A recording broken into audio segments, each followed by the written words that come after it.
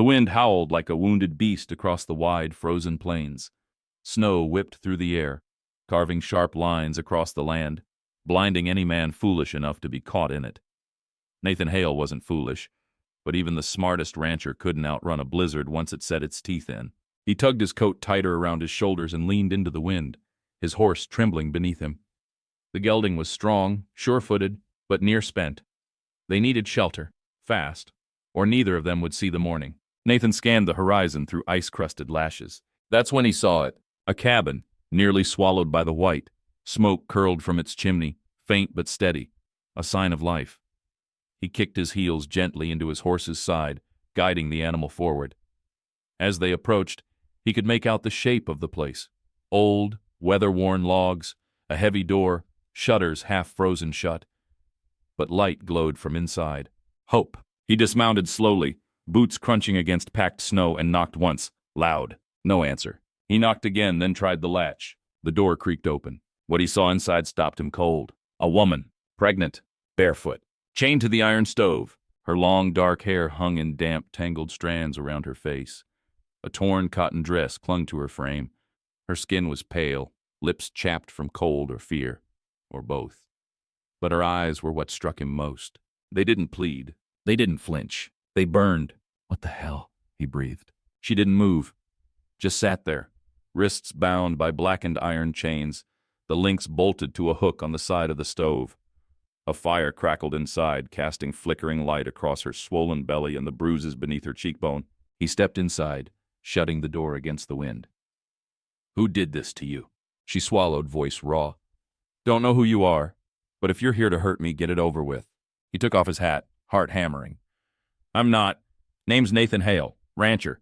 Got caught in the storm. She blinked slowly, then coughed weakly. Well, Nathan Hale, she rasped, you should leave before he comes back.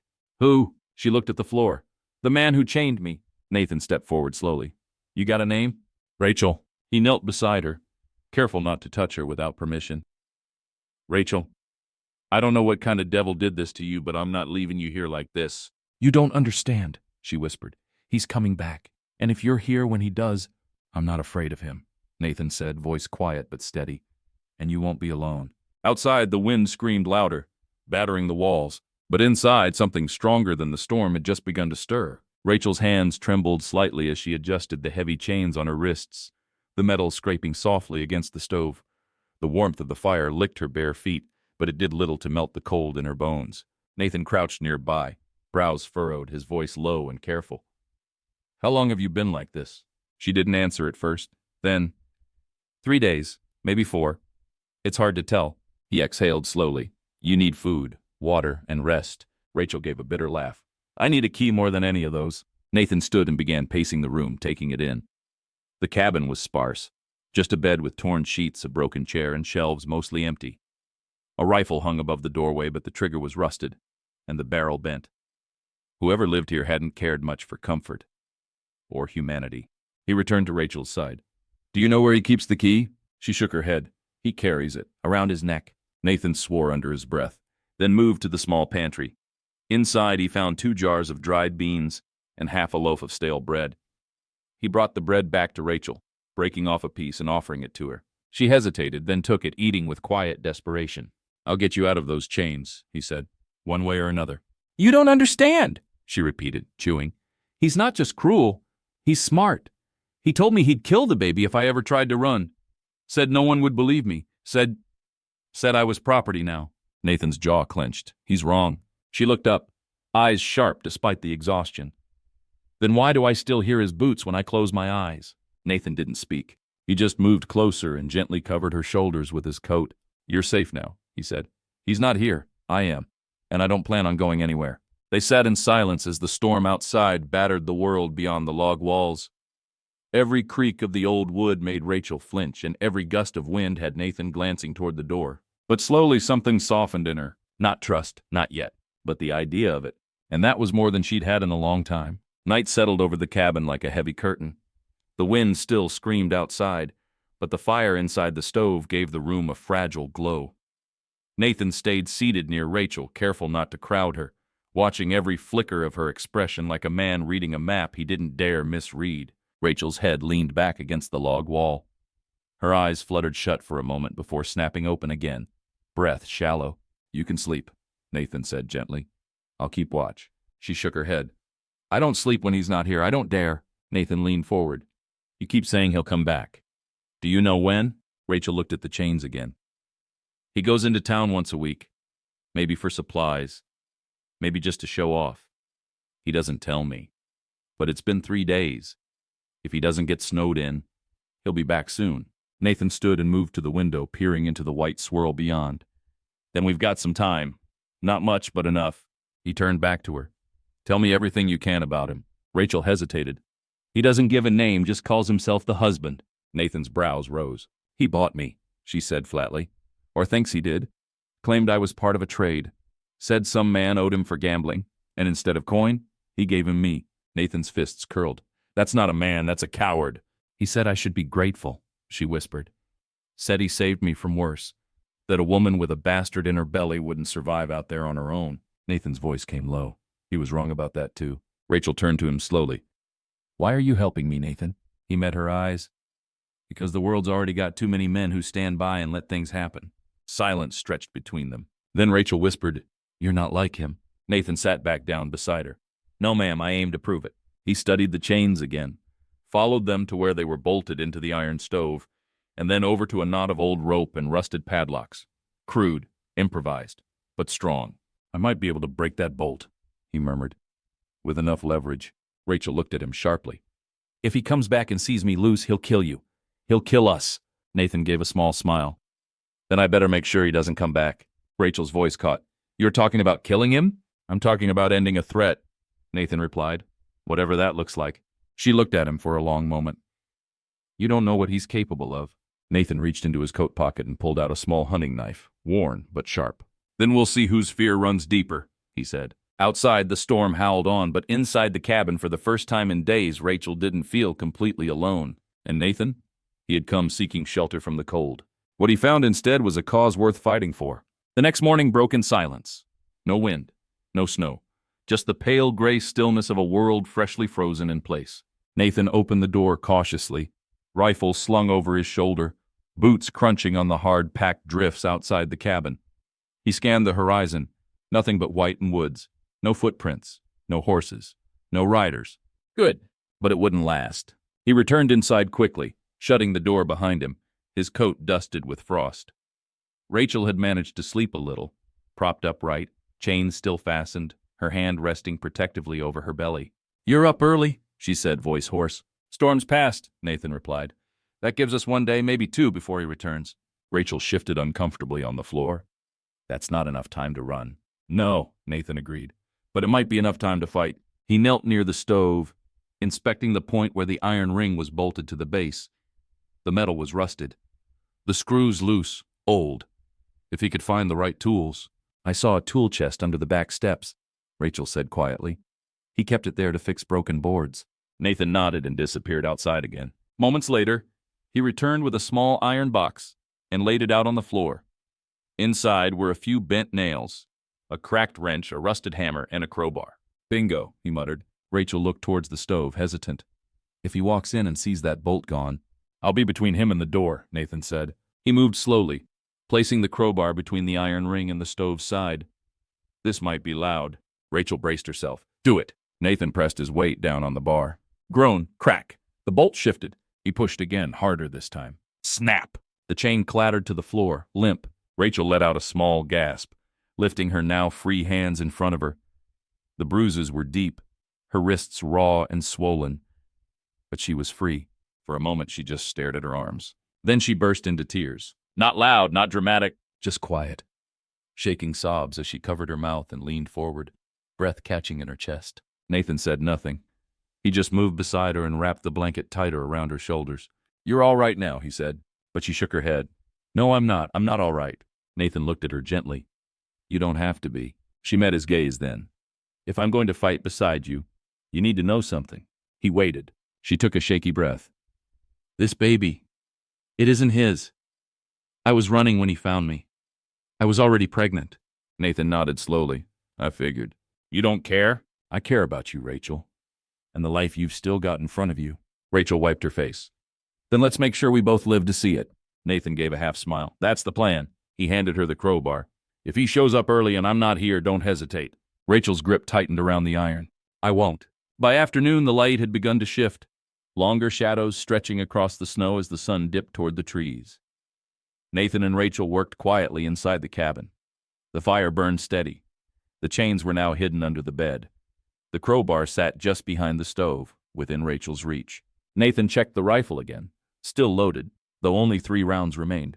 He'd cleaned the chamber and polished the barrel with a scrap of flannel, but the weapon was old, and its aim uncertain. Still, it was better than nothing. Rachel now moved more freely around the small cabin.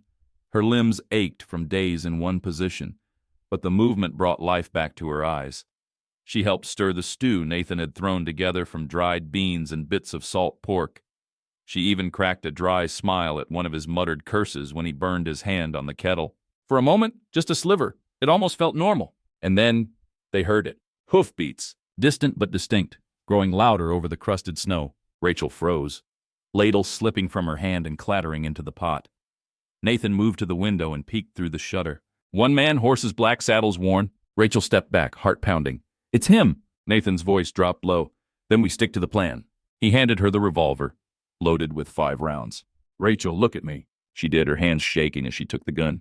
You do not open that door, not for me, not for anyone, unless you hear the words, "The storm has passed." You understand? She nodded. Nathan gave her one last look, then slipped out the back door. Outside, the wind was still, but the air had changed. He could feel it, the way animals sensed lightning before it struck. The man rode slow, as if he owned every mile of ground beneath him. He dismounted in front of the cabin and spat into the snow. Then he stepped forward, boots crunching, his dark coat flapping lightly in the breeze. His face was leathery, eyes narrow and sharp. Around his neck hung a thick chain with a tarnished key. Rachel's key. He raised a fist and knocked. Girl, he called out. Open up. I know you're in there. Silence. He chuckled. You try to run, that ain't gonna end well, you hear me? I own you. I fed you, gave you fire, a roof. You belong to me. No answer. He growled and stepped back to kick the door. That's when Nathan stepped out from the trees. I don't think she belongs to anyone, he said calmly. The man spun around, startled. His hand went to the holster at his side, but Nathan already had the rifle raised. Easy, he said. Let's talk. The man sneered. Who the hell are you? Just a traveler who got caught in a storm. The man's fingers twitched. She's mine. No, she's not. And what? The man scoffed. You think you can stop me with that rusted thing? Nathan's jaw tensed. Maybe. Or maybe I just distract you long enough for her to put a bullet in your spine. The man hesitated. Just long enough? From inside the cabin, Rachel's voice rang out. The storm has passed. The click of the revolver's hammer was loud and final. The man turned slightly, just enough to see the barrel of the gun pointing at him from the cabin's open window. Nathan kept his eyes locked on him. Drop the weapon. After a long pause, the man obeyed. His pistol hit the snow with a dull thud. Then Rachel stepped outside, hands steady despite the tremble in her chest. Give me the key, she said. The man glanced between them, but he wasn't smiling anymore. Slowly, he unclasped the chain and tossed it to the ground. Rachel picked it up without taking her eyes off him. Nathan walked over, picked up the pistol, and stepped between them. You ride out now, he said. Don't ever come back. The man's nostrils flared, but he turned, mounted, and rode off without another word. The sound of hooves faded into the horizon. Nathan turned to Rachel, who was breathing hard but still standing strong. She looked at the key in her hand, then up at him. It's over, she whispered. Nathan shook his head gently. No, he said. It's just beginning. The next morning dawned with a softness that didn't feel real. The wind was gone. The clouds had broken. And for the first time in days, maybe weeks, sunlight poured through the frost-glazed window panes, casting golden light across the floorboards of the cabin. Rachel sat in the chair by the stove, a steaming mug of weak coffee between her hands, the iron key resting silently on the table beside her. The chains were gone. Nathan had buried them behind the cabin under a mound of snow and pine needles, like a grave for a nightmare. She touched her wrist absently, as if expecting to still feel the weight there. Nathan stood by the door, watching the woods with alert eyes, his rifle within arm's reach. But his shoulders were more relaxed than before, his stance less rigid. He hadn't spoken much since the man rode off, but Rachel hadn't needed words from him. His presence was enough. Do you think he'll come back? She asked, breaking the silence. Nathan turned to her slowly. No, not for a while. He was angry, but he wasn't stupid. He'll want to lick his wounds. Blame someone else. Wait until he thinks you're alone again. Rachel nodded and looked out the window. Then I won't be alone. Nathan's brow softened. No, you won't. A silence passed between them, but this one wasn't filled with dread. It felt like a breath held in after surviving something terrible. Quiet, steady, and laced with the question of what came next. I used to think I'd die in that chain, Rachel said softly. That this baby would be born into a world that didn't care if we lived or died. Nathan stepped forward, kneeling in front of her. You're not dying, not now, not here. She looked into his eyes. Why did you stay, Nathan? You could have walked away. No one would have blamed you. He hesitated. Because the second I saw you, I knew no one else was coming. And I've been too late before. Something cracked in her, something brittle and quiet. She blinked back the sudden sting in her eyes and reached for his hand. He let her take it. You saved me, she whispered. No, he said gently. You kept going. I just stood beside you. Rachel leaned her forehead to his. They sat there, not lovers, not yet. Just two people who had seen something brutal together and had chosen not to let it define them. After a moment, she smiled faintly.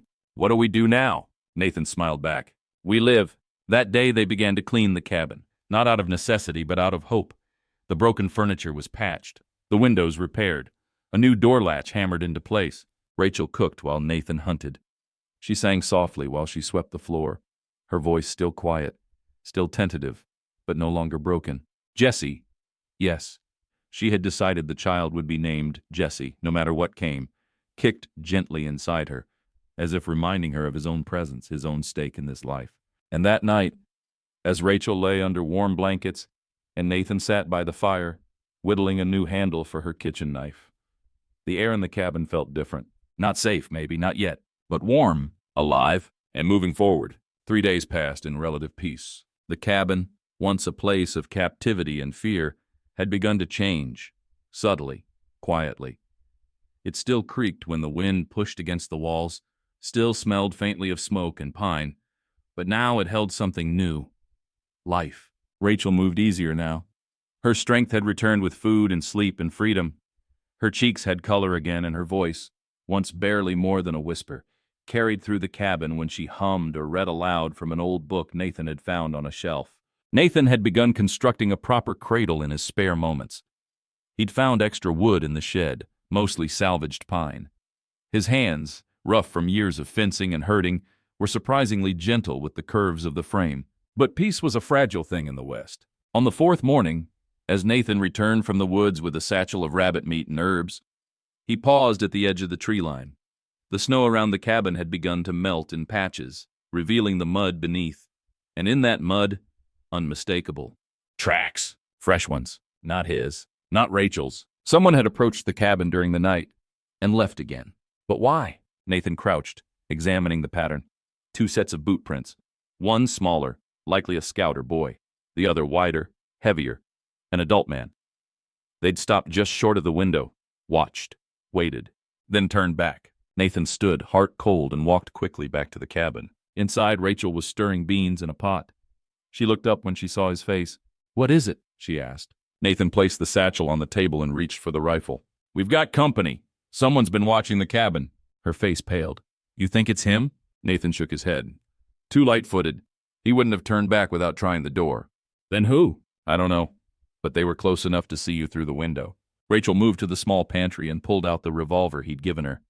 What do we do? We wait, Nathan said. And we listen. If someone's testing us, they'll come again. She gripped the revolver tighter. Then next time, we'll be ready. That night, they didn't sleep. Nathan sat by the window, rifle resting across his lap, every creak of the cabin walls stirring his senses. Rachel sat nearby, hand over her belly, eyes fixed on the door. But no one came. Only the wind returned, light, but enough to make the trees sway and the roof moan softly. When dawn broke, it was still, and Nathan, standing at the window, whispered one word. Smoke. Rachel rushed over. In the far distance, across the tree line, a thin trail of smoke rose into the sky. Someone had made camp. Too close, too deliberate, too soon. By mid-morning, the trail of smoke still lingered on the horizon, twisting upward like a warning finger. Rachel stood by the window, arms wrapped around herself. Her eyes stayed fixed on the distant column. Nathan pulled his coat on and slung the rifle over his back. I'm going to check it out. Rachel turned sharply. Not alone. I'll move quiet. he said. "I just need to know who we're dealing with." "Then at least let me go part way with you," she said firmly. "I'll stay near the cabin edge, but I won't be in here not knowing." Nathan hesitated, then nodded. "All right, but if anything feels wrong, you turn around." They left the cabin together, moving low and quiet through the woods, their boots crunching lightly over thawing snow and damp soil. The air was still and tense, like the land itself was holding its breath. After about a half-mile, Nathan motioned for her to stop. He pointed to a rise just ahead beyond a line of pine. "Camp's just over that ridge." Rachel nodded, crouching behind a tree. "I'll wait here." Nathan slipped forward, body low, moving like a man who knew how to vanish when the world turned dangerous. He crept up the rise and peered over the edge. There, nestled in a hollow where snow still lingered in shaded patches, sat a small fire. A single tent. Two figures, one older, hunched beneath a hat, tending the flames. The other was younger, maybe late teens, slim, alert, holding a rifle across his lap, but not aiming it. Nathan frowned. They didn't look like bounty hunters, didn't move like hired men. Then he heard the older man speak, low and tired. "We don't want trouble, but it's her, I'm sure of it. He said she came this way." Nathan's jaw tightened. The boy responded. "She didn't look scared. She looked calm, healthier than I expected." "She's carrying," the man said. "And Hale's no fool. He knows we're close." Nathan pulled back from the ridge, breathing hard. So they had seen her, and they were watching. But they weren't ready to strike, not yet. He returned to Rachel, who looked up as soon as she saw his face. "Well, 2 men," he said. "One old, one young. They're camped quiet, not ready to act, but they're here for you." Rachel's breath caught. "Do you recognize them?" "No, but the old man said someone sent them. Said it's her for sure. They're tracking you." Rachel's hand drifted protectively to her stomach. "Then we don't have much time." "No," Nathan agreed. "But we've got an advantage. They don't know I've seen them." She looked up at him, voice firmer now. "Then let's use it." Back at the cabin, Rachel paced while Nathan drew rough maps of the surrounding area in the dirt beside the hearth. "We can't run," he said. "You're too far along, and they'd see us the second we step out of the trees." "Then what?" she asked. "Wait for them to come?" "No." He tapped a point near the ridge. "We lead them to the old creek trail. It narrows there, flanked by rock walls and thick brush. One way in, one way out. I can hold it long enough." She looked at him carefully. "You're talking about a standoff." "I'm talking about ending this before they get closer." Rachel knelt beside him. "You don't have to do this alone." Nathan met her eyes. "You've done enough surviving. Now it's my turn to do the fighting." She didn't look away. "Then we both walk away," she said softly. "Or neither of us does." Nathan gave a slow nod. "All right, but if anything goes wrong, anything, you take Jesse and you run. You don't look back." Rachel's voice cracked. "I won't leave you." He reached over and touched her cheek just once. "You won't have to." The sun was sinking low by the time Nathan reached the old creek trail. The shadows stretched long between the trees, and the wind had picked up again, slow and biting, whispering through the pines like a warning. He moved carefully, every step calculated. The path was narrow, just as he remembered. Steep rock walls lined either side of the trail for a dozen yards, with only one clear entry point. If they followed the main ridge and tried to track him, they'd have to come through here. Perfect. He crouched behind a boulder near the narrowest point, rifle across his lap, breath steady, and waited. Back at the cabin, Rachel stood in the doorway watching the forest. She had moved Jesse's things into a satchel, just in case, and kept the revolver close. She hated not being there, not seeing what Nathan saw. But she trusted him, more than she had trusted anyone in a long, long time. "Still?" she prayed. An hour passed, then 2, and then, just as the last gold light faded behind the pines, footsteps. Nathan stilled. The old man appeared first, leading the younger one by a few paces, their boots crunching lightly on snow. They moved slow, cautious, but not expecting ambush. That was their mistake. Nathan stood and stepped into view, rifle raised. "Drop your weapons." The old man froze. The boy jumped back, eyes wide. "Don't shoot!" the older one rasped. "We don't want blood." "Too late to whisper peace," Nathan said. "You followed a woman through the woods, camped like cowards. She's with child. You aiming to take her back to the man who chained her?" The boy's mouth opened. He said she ran off with something that wasn't hers." Nathan's voice cut in hard. "She ran from a prison." The old man's eyes narrowed. "And what are you to her, son?" Nathan's grip tightened. "Someone she chose. Now drop the weapons and go." The old man slowly placed his rifle on the ground. The boy hesitated, then followed suit. "We were paid to find her," the old man said. Didn't say anything about bringing her back in chains. Just said she owed him, said she wasn't in her right mind, pregnant and alone. Nathan's voice dropped. And you believed him. I believed we needed the money, the old man muttered. Nathan stepped forward and kicked the rifles further away. Now hear me clear, he said. You ride east. You say you lost the trail. You never come back. And if we do, then you'll wish you never heard her name. The boy looked at the old man. He's serious. He's right, the old man growled. They backed away slowly, retrieved their horses, didn't look back. Nathan returned to the cabin after nightfall. He opened the door to find Rachel still awake, pacing. When she saw him, safe, whole, she rushed to him and wrapped her arms around his chest. He winced slightly from the cold but didn't move away. They're gone, he said quietly. They won't come back. Are you sure? I made it very clear. She pulled back, looking up at him. Then it's over? He reached a hand up, brushing her hair gently behind her ear. For now. She pressed her forehead against his chest and he held her. Finally, fully. I was ready to fight, she whispered. I know, he said. That's why I came back. Outside, snow began to fall again, soft this time. Inside, for the first time since their paths had crossed, they both let their guards down. Not because the world was safe, but because they had each other now. And that was enough to begin again. Sunlight poured through the cracks in the cabin roof, casting golden beams across the floor. No wind, no snow, no footsteps in the distance. Just quiet, the kind that felt earned. Rachel woke early, curled in a wool blanket near the fire. Jessie was already awake, squirming softly beneath the quilt, a soft hiccup breaking the morning stillness. She smiled, truly smiled, as she reached for him. Nathan was already outside chopping wood. She watched through the window, watching the rhythm of his movements. Strong, sure, but slower now. Not because of weariness, but because the need to rush had passed. When he returned inside, carrying an armload of kindling, Rachel was nursing Jessie near the fire.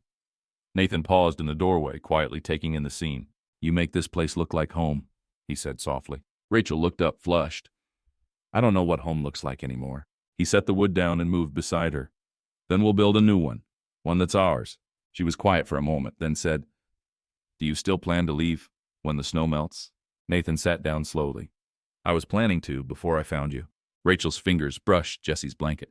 You could still go. I could, he said, looking at her carefully. But I don't want to. She glanced up. He leaned forward, voice quieter now. You're not a burden, Rachel. You're not broken. You've been through hell and back, and you're still standing. That's strength. That's something I've spent a long time looking for. Rachel's eyes welled up. And if he comes back? If someone else does? Nathan smiled, a small, tired thing. Then they'll find more than just a scared girl with no one to fight for her. They'll find me. She reached for his hand and held it tightly. I want to stay here, she said. I want Jessie to grow up somewhere quiet, somewhere honest. Nathan squeezed her hand. Then that's what we'll build. The days that followed were quiet and full of small beginnings. Nathan reinforced the cabin walls, fixing gaps where the wind had once crept through. Rachel mended clothing and cooked over the fire, humming softly while Jessie dozed nearby. They found old seeds in the shed, corn, beans, squash, and began planning for a spring planting. It was hard work, but it was theirs. And every night, when they sat beside the fire, closer now, their shoulders touching, Rachel would speak about things she'd never had the courage to say before. And Nathan would listen, not to fix her pain, but simply to carry it with her. In one quiet moment, as Jessie slept soundly and the fire burned low, Rachel whispered, Do you think this will last? Nathan looked at her for a long time. I think we both learned that nothing's guaranteed, he said. But I also know this. Whatever comes, we'll face it together. She leaned her head on his shoulder, and for the first time in her life, she believed it. A week passed, then another. The snow continued to melt, retreating slowly into the earth, feeding the roots of the trees and the stream behind the cabin. Shoots of green began to break through the frost-bitten ground, signaling the slow approach of spring. Rachel found herself walking more each day, down the slope to fetch water, out to the woodshed to stack kindling, and sometimes simply to breathe the pine-laced air with Jessie bundled tight against her chest. It felt real. It felt like living. One quiet afternoon, as Nathan was patching a leak in the roof and Rachel swept out the far corner of the cabin, her broom struck something hollow beneath a floorboard. She paused, tilted her head, tapped it again. Definitely hollow. Nathan, she called. He ducked inside moments later, shirt streaked with dust and pine sap. Something wrong? Maybe, she said, kneeling. There's something under here. Nathan knelt beside her and pried up the board with his knife. Beneath, Wrapped in oilskin was a bundle of folded paper, old, yellowed, but sealed with a wax crest now half broken. Rachel unfolded one with careful fingers. They weren't just papers. They were letters, dozens of them, written in an elegant, desperate hand, all addressed to one man. Elijah Brandt. Nathan frowned. Do you know him? Rachel shook her head. No, but wait. She picked up another letter, this one unsealed. Her eyes scanned the words, then widened. This is about me. Nathan leaned closer. She read aloud. The girl is with child. She doesn't know the full weight of what she carries. If anyone finds her before the deal is settled, everything falls apart. Keep her quiet. Use fear, use force if you must. But make sure she never reaches the western edge. Rachel's breath caught. Nathan took the paper from her, reading it again. Slower this time. This wasn't just about ownership, he muttered. They were using you to hide something. Rachel stared at the floorboard, her hands trembling. What could they want from me? I don't know, he said. But I think you were more than a runaway. I think you were a pawn in something bigger. She sat back, stunned. All this time, I thought it was just one man. Some cruel drifter who decided to ruin my life, but it wasn't just him. Nathan stood and began pacing. We need to keep these. If someone comes asking questions, we'll know more than they think. Rachel wrapped her arms around her belly, suddenly feeling smaller in the room. I'm scared again. Nathan walked over, knelt before her. That's all right, he said. But you're not alone anymore. She nodded, resting her forehead against his. I believe you. That night, Rachel stored the letters in a tin box under the bed. Nathan sat beside her long after the fire had died, both of them staring into the dark. Because now, there were new questions. And they both knew this story wasn't finished yet. The next morning came with a strange quiet. Not the kind that follows a storm, but the kind that comes before something begins. Rachel placed the letters on the table, laying them flat, organizing them by dates. Nathan watched from across the room, arms crossed, brow furrowed. Brow. There's something in these we're missing, she murmured. Something more than threats. Nathan stepped closer and picked one up. Same name shows up again and again. Elijah Brandt. Who is he? Rachel asked. Not just a message runner, Nathan said. Whoever he was central to all of this. Every letter sounds like he's the middleman, maybe even the one who handed you off. Rachel's face tightened. I've never met him. Not that I know of. Nathan flipped the envelope over. There's a seal here, worn down but still clear. Rachel leaned closer. It was a crest, something official. A snake curled around a key. Latin scrawled beneath it. Custos veritas. Nathan spoke slowly. I don't know Latin, but that's not a gambler's mark. Rachel narrowed her eyes. My mother was a teacher. She used to say custos meant guardian, and veritas is truth. Nathan stared at the symbol. Guardian of truth. Rachel looked up. Nathan, what if this isn't about me at all? What do you mean? She pulled out the oldest letter. The ink faded, the edges brittle. This one mentions a name I didn't see before. She pointed. Judge Halston. Nathan froze. Halston? You know him? I've heard the name. Retired judge. Powerful landowner east of here. Lot of men still owe him favors. You're saying he's involved? I'm saying he's mentioned in a warning, Rachel replied, reading. The judge has begun to ask questions. If she speaks, it puts everything at risk. Nathan stepped back, the full weight of the puzzle falling into place. They weren't just trying to silence you. They were trying to keep you away from someone who could protect you. Rachel stared at the letter, fingers trembling. They wanted to control what I knew, but I didn't even know anything. Nathan met her eyes. Maybe not yet. She sat down, breath shallow. Nathan placed a hand on her shoulder. There's a map forming here. Not on paper, but in what these men are willing to do to keep you quiet. The chains, the lies, the letters. If you were ever meant to be just another runaway, they wouldn't have followed you this far. Rachel clenched her jaw. Then we stop running. We find this Judge Halston. Nathan nodded. He lives 2 towns east. I'll ride there. Rachel looked up sharply. Not without me. Nathan paused. Rachel, I'm pregnant, not powerless, and I have the letters. I'm the one they wanted quiet. It's time someone heard my voice. For a moment he didn't answer. Then he nodded slowly. We leave tomorrow. That night, Rachel sat beside Jesse's cradle, watching him sleep. Her hand hovered over the tin box of letters. The truth had almost destroyed her. Now it might be the only thing that saved her. And this time she wasn't facing it alone. They left just after sunrise. Nathan packed the horse with supplies. Blankets, dried meat, a rifle, and the tin box of letters carefully wrapped in cloth and placed in a saddlebag. Rachel stood outside the cabin, Jessie bundled against her chest, her eyes scanning the horizon like she was already measuring every danger the road might hold. It had been years since she'd traveled with purpose. Even longer since she'd done so by choice. Nathan secured the last strap and turned to her. "You sure you're ready?" Rachel nodded. "If we wait for perfect, we'll never leave. I'd rather ride forward scared than sit here wondering what comes next." He helped her into the saddle, then climbed up behind her. Jesse nestled quietly between them, tucked against Rachel's chest with a soft cloth barrier to protect him from the wind. As they rode, the cabin disappeared behind them, swallowed by trees and snowmelt mist. The place that had once been her prison, then her shelter, was now behind them. It felt like shedding skin. They moved slowly through the forest trail, avoiding main roads. Nathan knew the land well. Back routes carved by deer and time, streams that could wash away tracks, groves where they could rest unseen. At noon they stopped beneath a wide cedar. Rachel stepped off the horse and stretched her legs, eyes scanning the tree line. Nathan passed her a water skin. "Still good?" She nodded. "The baby is quiet. He always gets quiet when I'm nervous." Nathan raised an eyebrow. "That means he's like you," Rachel smirked. "No. If he were like me, he'd be kicking." They shared a smile, but it faded quickly as they heard the faint clop of distant hooves.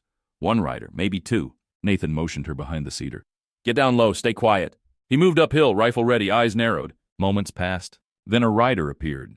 An older man on a mule, wide-brim hat and dusty coat. Not a threat, not at first glance. But Nathan kept his weapon steady as he stepped into view. "You headed east?" Nathan called out. The man halted, blinking through the sun. "Depends on who's asking." "Just a traveler," Nathan replied. "Weather's been rough. We're headed toward Halston territory." The man nodded.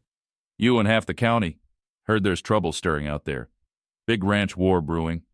Lot of folks looking for protection." Nathan lowered the rifle slightly. "You know Judge Halston?" The man snorted. "Everyone around here knows of him. Keeps to himself. Big house up on the ridge near Dry Creek. Sends wagons into town, but nobody sees much of him. Word is, he don't like being surprised." Nathan nodded. "Appreciate the direction." The man tipped his hat.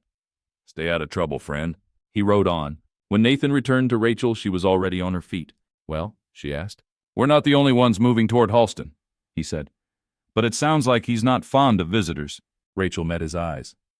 "Then we'll bring proof, and knock loud enough he won't ignore it." They camped that night by a stream, the sky above them turning gold and violet as stars blinked into place. Jesse slept between them, wrapped tight, his soft breath steady. Rachel sat close to the fire, holding one of the letters. Her voice was quiet. "You know what I'm afraid of?" she asked. Nathan looked up. "What?" "That we'll get there, hand these to him, and he'll turn us away.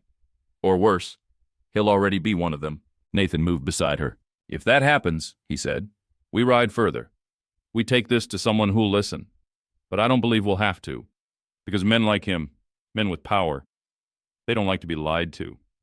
And these letters, they tell a story someone tried real hard to bury." Rachel turned toward him, her voice barely above a whisper. "I don't want Jesse to grow up running." Nathan reached over and gently took her hand. "Then let's make this the last time we ever run." By midday the next morning, they reached the rise above Dry Creek. The land had changed here. Less wild, more cultivated. Fenced fields stretched across the hills, dotted with grazing cattle and guarded by distant riders. A large house stood on a ridge above it all, framed by tall oaks and stone pillars, clean, orderly, deliberate. "Is that it?" Rachel asked softly. Nathan nodded. "That's Halston's estate. You can feel the money from here. Doesn't mean we can trust him." "No," Nathan agreed. "But we'll give him reason to listen." They approached slowly on horseback, Rachel clutching Jesse to her chest, and the letters tight against her side. Nathan's hand hovered near his revolver, but no one drew a weapon as they passed the outer fence. A pair of riders followed them from a distance, watching but not threatening. By the time they reached the front of the house, a man in a long coat had already stepped out onto the porch. He wasn't the judge, too young, too lean, but carried the unmistakable posture of someone who answered only to authority. "What's your business?" the man asked. "We need to speak to Judge Halston," Nathan said, voice steady. "No one speaks to the judge without an invitation." Rachel pulled the tin box from her saddlebag and held it up. "Then tell him someone's brought the truth he's been denied." The man looked at her, then at Jesse, then at the weathered tin in her hands. He stared a moment longer before disappearing inside. They waited outside for what felt like hours. Rachel's nerves buzzed beneath her skin. Jesse fussed, sensing her tension.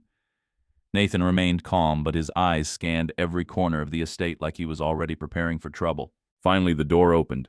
The man in the coat stepped aside. The judge will see you. Inside, the house was quiet and cold, built from stone and dark wood, lit with oil lamps that gave it a serious, sober air. Rachel clutched Jessie tighter. Nathan walked beside her, hand brushing her elbow. They were led into a study. Wide windows, tall bookshelves, and a fire that had burned low in the hearth. At the desk sat Judge Alton Halston. He was older than she expected. White hair, sharp eyes, the kind of man who had spent his entire life seeing through lies. He didn't stand, he didn't smile. He simply said, "Show me." Rachel stepped forward and placed the tin box on his desk. She opened it slowly, her voice steady despite the pounding in her chest. "These were written by Elijah Brandt. He worked for a man who held me prisoner. These letters prove a conspiracy to keep me silent and to use my child as leverage." The judge's face didn't change. He reached out, picked up the top letter, and began to read. Silence settled like a fog. Nathan stood still. Rachel didn't breathe. After 5 long minutes, Halston spoke. "This seal," he said, holding up one of the older letters, "belonged to a private banking firm in Denver. They closed after a fraud case a few years back, but the men involved, most of them disappeared quietly." He looked up. "Including Elijah Brandt." Rachel nodded. "Do you know who they were protecting?" Halston leaned back. "Not yet, but I know this. If what's in here is real, it's not just about you. This goes deeper. Someone powerful wanted you removed. And if they went to this much trouble to do it, they're going to come back harder." Nathan stepped forward. "Can you protect her?" Halston met his eyes. "I can offer something better." He picked up a pen and began writing quickly, speaking as he wrote. "This is a sealed order for temporary protection, recognized across county lines. I'll send a rider to the marshal's office by sundown. Anyone who tries to touch her between here and the border will answer to federal law." He slid the document across the desk toward Rachel. "But you need to decide something," he said. Rachel looked up. "Are you running again? Or are you ready to testify?" She stared at him, then looked down at Jessie, then back at Nathan, and she said, with a voice clearer than it had been in months, "I'm ready to speak." Judge Halston stood slowly, the edges of the signed order still wet with ink. He handed it to Rachel with the solemnity of a man delivering a verdict. "This will hold," he said, "for now, but it paints a target on you." Rachel accepted the paper with both hands, Jessie stirring slightly against her chest. "Then let them aim," she said softly. "I'm tired of hiding." Halston studied her for a long moment as if weighing more than just her words. Then he turned to Nathan. "You're not just passing through." Nathan straightened. "No, sir. I've been with her since the storm. She's not alone anymore." The judge gave a small, approving nod. "Then it's time we talk names," he said, turning toward a cabinet against the wall.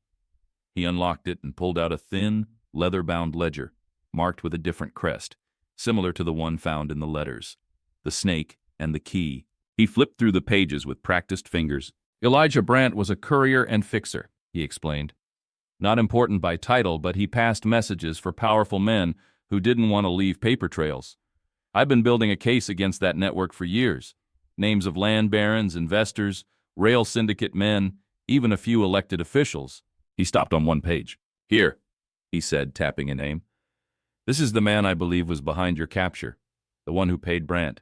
Rachel stepped closer. The name on the page read, Clayton Harrow. Rachel frowned. "I don't know him."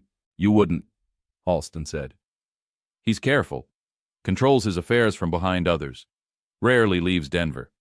But this connects him to the letters. And to you." Nathan leaned in. "So what now?" "Now?" Halston closed the ledger. "Now I put this into the marshal's hands, quietly. But if Clayton catches wind of this, he'll send more than hired trackers next time. He'll send men with silver pins and legal documents, men who'll swear Rachel is insane or that Jessie doesn't belong to her." Rachel went cold. "Can they do that?" Halston looked at her grimly. "They've done worse." Nathan's jaw clenched. "Then what can we do?" Halston reached into his desk and removed a small envelope. "You're going to stay here, in the guest quarters. You'll be under my protection.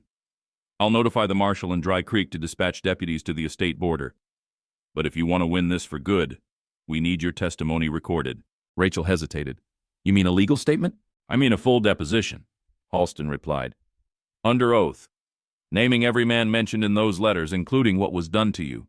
It won't be easy, but it'll make your voice impossible to ignore." She sat down slowly, the weight of the past weeks pressing into her chest. Nathan knelt beside her, gently brushing Jessie's blanket. "You've come this far," he said quietly. You survived. You stood up. If there's anyone left who needs to hear what you went through, this is your chance. Rachel took a deep breath, then looked at Halston. When do we start? That night, the estate was quiet. Oil lamps glowed in the windows, and guards paced along the outer fence. Inside the guest room, Rachel sat beside a crib Halston's staff had hastily prepared. Jesse slept soundly. Nathan stood near the door, arms crossed, watching her with something more than admiration. Devotion. She turned to him, her voice a whisper. What if I say everything, and it still doesn't stop them?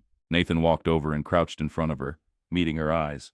Then we don't stop either. She smiled faintly and leaned her forehead to his. And in that quiet moment, the fire that had once kept her alive in the darkness turned into something more.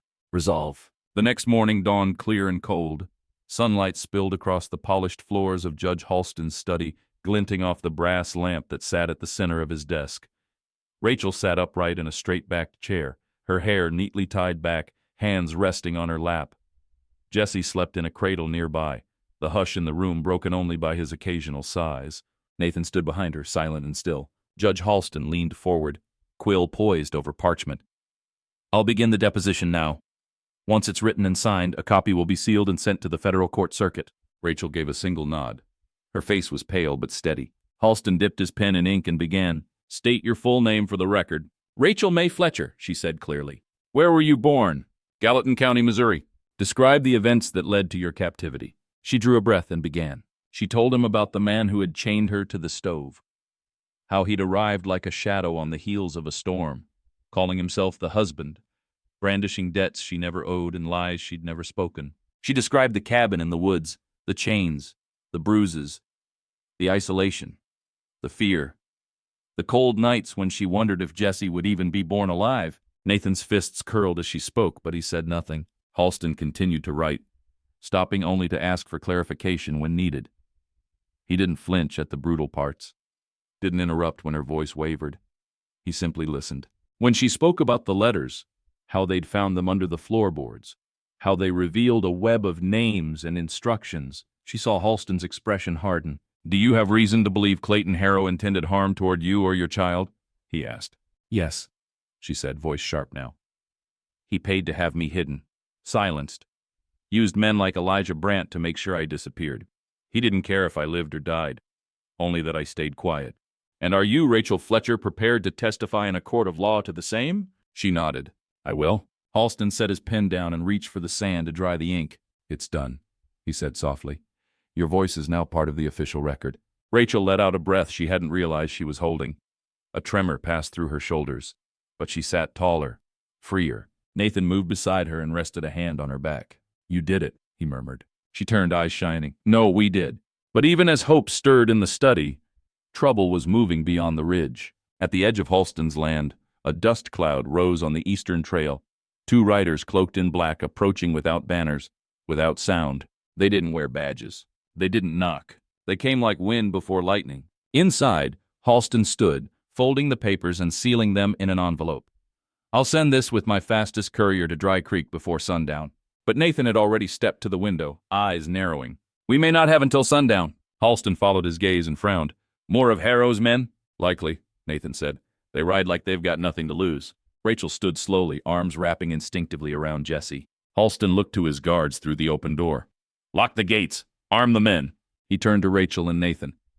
We'll hold the line here. But this time, it's not just your story thereafter. He tapped the sealed envelope. It's the truth. The dust cloud grew quickly. Too quickly. Nathan and Judge Halston stood at the edge of the porch as 2 black-cloaked riders emerged from the trail, spurring their horses hard, aiming straight for the front gate. Halston's men, 4 in total, were already armed and taking position behind fencing and porch rails. They weren't militia, but they were loyal, and that would have to be enough. Nathan's voice was low. You ever seen these men before? Halston squinted at the riders. No, but I've seen their kind. Fast, silent, and underpaid enough to be dangerous. The lead rider stopped just outside the fence. His coat billowed as he sat tall in the saddle, face shadowed beneath a broad-brimmed hat. He didn't shout. He just raised a scroll. A sealed document. Halston stepped forward cautiously. You have business here? The man's voice was flat, practiced. By order of Judge Alden Ryan of Jefferson County, We've come to collect a fugitive by the name of Rachel May Fletcher and return her to state custody. She is accused of theft, deception, and unlawful flight with a minor. Behind him, Rachel stepped out onto the porch. Jessie tightened her arms, Nathan immediately moving to her side. Halston frowned. Judge Ryan has no jurisdiction here. This is Dry Creek territory under my protection. Rachel Fletcher has filed a formal deposition with sworn testimony and is cooperating under witness protections. The rider didn't move. I'm not here to argue borders, I'm here to bring her back. Halston stepped down the porch stairs, now face to face with the rider just feet from the fence. He held up the sealed envelope from his own desk. The truth Rachel had spoken, now signed and documented. You take one more step toward my gate, son, and you won't just be challenging my word. You'll be declaring war on a federal court of law. The second rider finally spoke. Younger, more impulsive. You think that stops Harrow? Nathan's eyes narrowed. There it was. The name spoken aloud. You boys might want to rethink who you're riding for, Nathan called out. Clayton Harrow's got a long reach, but not long enough to outrun the truth once it's written down and sent by rider. Rachel stepped forward too. Her voice was clear. Tell Harrow that I've spoken, that the chains are off, that his name is written in ink now. The riders were silent. Then the older one pulled his reins. Then you've made your choice, he said. They turned and rode off without a word. But Nathan didn't relax. They'll be back, he said, with more than paper. Halston nodded grimly. That was a warning. Next time it won't be. Rachel turned to Nathan. We have to get the documents out now, tonight. I'll take them, Nathan said. It's me they haven't seen up close. I can move faster alone. Rachel reached for his hand. And what if they're waiting for you on the trail? He met her eyes. And this time, he didn't say something brave or clever. He just said, then I'll ride anyway. That night, beneath the moonless sky, Nathan saddled his horse. Rachel stood at the stable gate, Jessie sleeping against her heart. She pressed the envelope into Nathan's hands. This isn't just paper, she said. It's everything. I know, he whispered. She paused, then added, voice low. Come back to me. He leaned in and pressed his forehead to hers. I will. And then he rode, into the dark, with the truth burning against his chest. Nathan rode hard beneath a sky of black velvet, the stars swallowed by low-hanging clouds. The trail to Dry Creek twisted through wooded slopes and shallow valleys, barely visible even with the lantern swinging from his saddle horn. He kept low, every muscle tense, eyes sweeping the tree line for movement. The envelope with Rachel's sworn statement sat in the inner pocket of his coat, wrapped in oilskin and pressed tight to his chest. It felt heavier than it should, because it was more than parchment. It was justice. It was survival. It was the end of running. 2 hours in, as the trail narrowed and the trees thickened, Nathan spotted it. Movement ahead, a flicker of reflection, a glint off steel. He pulled the reins and veered off the trail, guiding his horse into a grove of cedar and dismounting quietly. Voices echoed up ahead. You sure he's coming this way? Has to. Halston wouldn't send that girl out herself. Boss says if we don't bring back the papers, don't bother coming back at all. Nathan crouched low, heart pounding. They were waiting for him. 3 of them. He could make out the silhouettes now. 2 mounted. 1 walking the edge of the trail with a lantern. Nathan quietly loaded a single round into the chamber of his rifle and slipped behind a fallen log. He didn't want to shoot unless he had to. He wasn't here to make noise. He was here to deliver. He crept along the ridge line parallel to the trail, guiding his horse by the reins through the trees. It would take longer, and he'd have to navigate the dry creek bed by memory, but it was the only way. He rode in silence, every hoofstep muffled by moss and pine needles. Back at Halston's estate, Rachel stood by the window, staring into the night. Jessie slept in the cradle. The guards had doubled their shifts, and yet she felt no safer, because Nathan wasn't here. And without him, every sound felt like the beginning of an ending. She clutched the edge of the window frame and whispered aloud, "Come back." Nathan reached Dry Creek just before dawn. The town was still, the streets barely lit by the first hints of daylight. He rode straight to the marshal's station, pounded on the door, and was met by a tall man with a 6-point badge and a shotgun in hand. Nathan didn't wait. "I'm from Judge Halston's estate. I have a signed deposition and a sealed order for protection. The name is Rachel Fletcher. It implicates Clayton Harrow." The marshal blinked, then opened the door wider. "Get in, now!" Nathan stepped inside and placed the envelope on the desk. The marshal examined the seal, then whistled low. "Been waiting for something like this." "You'll protect her?" Nathan asked. "Till the ink fades." Nathan exhaled deeply for the first time in hours. "It's done," the marshal said. "You brought the storm to Harrow's doorstep. Now we hold the line."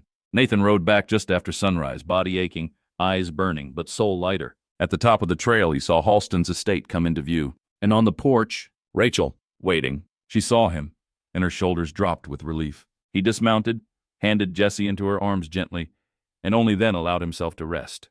"I did it," he said quietly. Rachel nodded, eyes glassy. "I never doubted you." Inside, as the fire crackled and the house stirred with cautious calm, Nathan sat beside her on the floor, his back to the wall, eyes half closed. "You know what this means," he murmured. Rachel turned toward him. "We stopped running," she said. "No," Nathan corrected gently. "We turned and faced them." For a day and a night, peace held. Judge Halston's estate buzzed with quiet purpose. The guards kept vigilant, the house stayed locked, and Rachel finally let herself rest. Jessie slept soundly in his crib, unaware of the storm that had almost taken him. Nathan remained close, never straying far from her side. His presence was a comfort, solid, warm, dependable. But peace was never meant to last. Late that night, as wind whispered through the sycamores and the embers in the fireplace settled into soft glow, a single shot cracked the stillness. It wasn't close, but it wasn't far either. Nathan was on his feet before Rachel fully woke.